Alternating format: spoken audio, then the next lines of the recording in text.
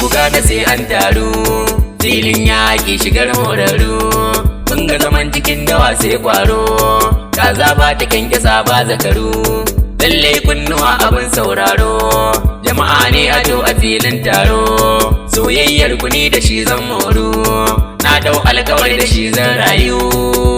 Ya Fadima, ya Fadima, ya Fadima, ya Nana. Nana Batulu ku kuke da isa asalin isa, in ba ku ba wa ake sauraro. Zauna dai a lafiya bintu Rasulu, ni ya banki na zo baitukanki ne zan rero. Nana Batulu kun wuce a yaba ku, kowace martaba tana a kasar ku, tafiya ba ta yi idan har ba ku, aiki na kawai na dinga yaba ku, ba wata mulki saman mulkin ku, ba wani so da yadda soyayyar ku, ba hanyar da ta wuce hanyar ku. Nana Batulu ka ba mata ke ce ake faɗa, dukkan sa'u san tsaya a kasar ki. Ya matar Aliyu masu abun bawa kauni Fadima komai yana kasan mulkin ki. Tafiya dai ya Nana, mu mun bi ki sayyada ya Nana, mu mun bi ki Fadima ummana, Fadima ke ce kawai hubbina.